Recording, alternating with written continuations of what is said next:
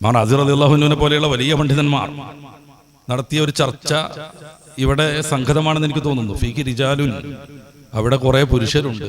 ഹുസ്സൂ ബിദ്ദിക്രി, എന്തുകൊണ്ടാണ് പുരുഷരെ മാത്രം പറയുന്നത്? ലി അന്നൽ മസ്ജിദ്, ജമാഅത്ത്, പള്ളിയിലുള്ള ജുമാ നിസ്കാരം, ഇതൊന്നും സ്ത്രീകളുടെ നിർബന്ധ കർമ്മമല്ല, അത് പുരുഷരുമായി ബന്ധപ്പെട്ടതാണ് എന്ന് നിരവധി തഫ്സീറുകളിൽ ഈ ആയത്ത് വിശദീകരിച്ച് നമുക്ക് കാണാൻ പറ്റും. ഖുർആനിൽ പറയുന്നത് ഫീഹി റിജാലുൻ എന്നാണ്, അവിടെ പുരുഷരുണ്ട്, അവിടെ മനുഷ്യരുണ്ടെന്ന് പറഞ്ഞാൽ മതി. ഖുർആനിൽ ആണിനെയും പെണ്ണിനെയും ഉൾക്കൊള്ളിച്ചുകൊണ്ട് പുരുഷരുണ്ട് എന്ന് തന്നെ പറയുന്നത് എന്തിനാ? ഹുസ്സൂ ബിദ്ദിക്ർ, എന്തുകൊണ്ട് അവരെ മാത്രം പറഞ്ഞു? പള്ളിയുടെ അവകാശികൾ അവരാകുന്നു. ഇത് ഞാൻ ഈ ആധുനിക കാലത്ത് പ്രത്യേകം പറയേണ്ടത് എന്തുകൊണ്ടാണ്?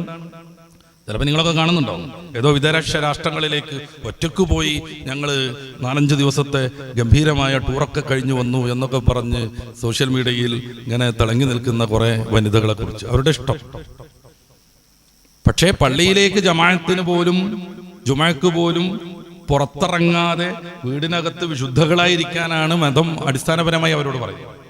പിന്നെ നിർബന്ധമായ ചില കാര്യങ്ങളുണ്ടാവും, അതിന് പുറത്തിറങ്ങേണ്ടി വരും, ഹജ്ജ് ചെയ്യാൻ പുറത്തു പോകേണ്ടി വരും.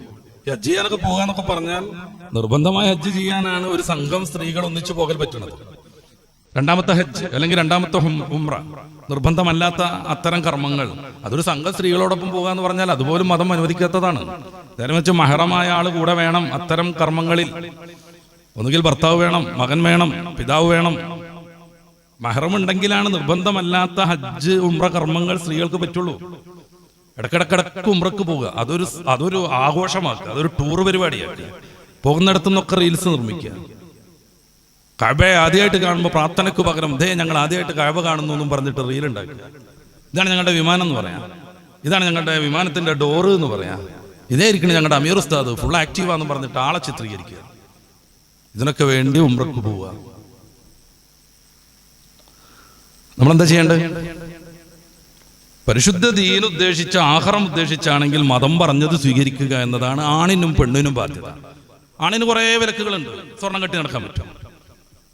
എന്തിനധികം ഈ ഒരു മോതിരമല്ലാതെ ഒരു വെള്ളിയുടെ എന്തെങ്കിലും ഒരു വസ്തു ഉപയോഗിക്കാൻ പാടുണ്ടോ? ഇല്ല. പട്ടെടുക്കാൻ പറ്റുമോ? ഇല്ല. മൈലാഞ്ചി ഇടാൻ പറ്റുമോ? പറ്റൂല. ആണിന് കുറെ വിലക്കുകളുണ്ട്.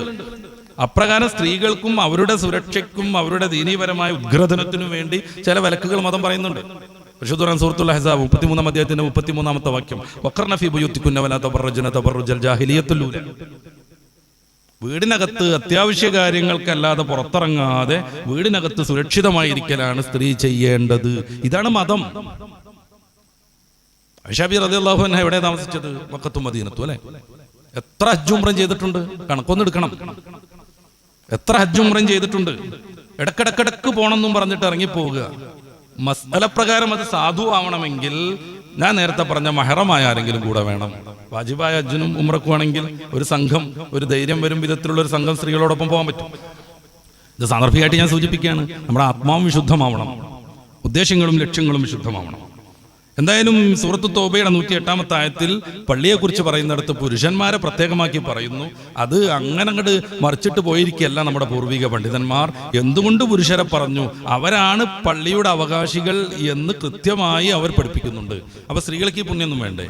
വീട്ടിനകത്ത് നിസ്കരിക്കുമ്പോൾ നമ്മൾ നമ്മുടെ പള്ളിയിൽ വന്ന് ജമാഅത്ത് നിസ്കരിക്കുന്നതിനേക്കാൾ ശ്രേഷ്ഠത അവർക്ക് കിട്ടും. കാരണം ഉമ്മു മുഅ്മിനീൻ സഅദിയ്യ റളിയല്ലാഹു അൻഹ എന്ന സഹാബി വനിത റസൂലിന്റെ അടുത്ത് വന്നിട്ട്, ഞാനൊരു സംഘം സ്ത്രീകളുടെ പ്രതിനിധിയായാണ് വന്നത്, എൻ്റെ സ്വന്തം അഭിപ്രായം പറയാനല്ല, അങ്ങയോടൊപ്പം മസ്ജിദുൻ നബവിയിലെ നിസ്കാരത്തിന് ഞങ്ങൾക്ക് ജമാഅത്തിന് ജുമഅക്ക് താല്പര്യമുണ്ട് എന്ന് വളരെയേറെ ആവേശത്തോടു കൂടി മുത്ത് റസൂലിനെ അറിയിക്കുമ്പോൾ റസൂലുള്ളാഹി തങ്ങൾ അവരെ അഭിനന്ദിക്കുന്നു. നല്ല താല്പര്യം, നല്ല ആവേശം ദീനീപരമായി. പക്ഷേ ദീനീപരമായുള്ള ഗുണാണല്ലോ ആഗ്രഹിക്കുന്നത്. ഒരു കാര്യം പറയാം, അങ്ങയുടെ വീട്ടിന്റെ സിറ്റൗട്ടിൽ വെച്ച് നിസ്കരിക്കുന്നതിനേക്കാൾ ശ്രേഷ്ഠമാണ് ഡൈനിങ് ഹാളിൽ വെച്ച് നിസ്കരിക്കുന്നത്. അവിടെ നിസ്കരിക്കുന്നതിനേക്കാൾ ശ്രേഷ്ഠമാണ് കോമണായ റൂമിൽ വെച്ച് നിസ്കരിക്കുന്നത്. അവിടെ വെച്ച് നിസ്കരിക്കുന്നതിനേക്കാൾ ശ്രേഷ്ഠമാണ് സ്വകാര്യമായി താങ്കൾ മാത്രം ഉപയോഗിക്കുന്ന വീട്ടിന്റെ ഉള്ളിലുള്ള സ്വകാര്യ റൂമിൽ വെച്ച് നിസ്കരിക്കുന്നത്. ആ സിറ്റൗട്ടിൽ വെച്ച് നിസ്കരിക്കുന്നത് എൻ്റെ പള്ളിയിൽ വെച്ച് നിസ്കരിക്കുന്നതിനേക്കാളും ശ്രേഷ്ഠമാണ്. ഇത് ഉമ്മു മുഅ്മിനീൻ സഅദിയ്യ റളിയല്ലാഹു അൻഹയുടെ വീട്ടിന് എന്തെങ്കിലും പ്രത്യേകത ഉള്ളതുകൊണ്ടൊന്നുമല്ല. മസ്ജിദുൻ നബവിയേക്കാൾ ശ്രേഷ്ഠത ആ വീടിനുള്ളത് കൊണ്ടൊന്നുമല്ല. നേരെ മറിച്ച് സ്ത്രീയുടെ ആത്മാർത്ഥമായ പ്രവർത്തന മണ്ഡലം വീടും പരിസരവുമാകയാൽ അവിടെ വെച്ച് ആരാധന അർപ്പിക്കുന്നതിന് ഏറ്റവും കൂടുതൽ ശ്രേഷ്ഠത ഉള്ളത് കൊണ്ടാണ്. അത് എന്നത്തെ കാലത്തും ആ സ്ത്രീക്ക് കിട്ടും.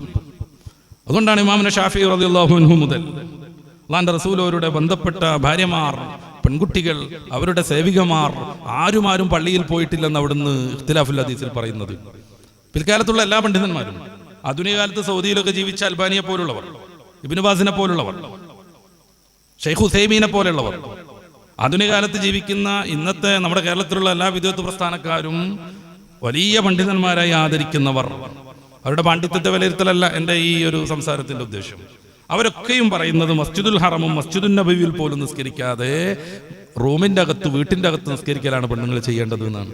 പിന്നെ പലപ്പോഴും ഈ തവാഫിന്റെ സമയത്തൊക്കെ നിസ്കാരം വരുമ്പോൾ അവര് പെണ്ണുങ്ങളെ മാത്രം ഒരു സൈഡിലേക്ക് കൊണ്ടുപോയി ആണുങ്ങളുടെ ഇടയിൽ പെണ്ണ് നിസ്കരിക്കുകയാണെങ്കിൽ പ്രത്യേകം പിടിച്ചുകൊണ്ടുപോയി ആ മൂലക്കാക്കി പ്രത്യേകമായി കയറൊക്കെ കെട്ടി സേഫാക്കി അവിടെ നിസ്കരിക്കാൻ സമ്മതിക്കാറുണ്ട്, നിവൃത്തികേട് കൊണ്ട്.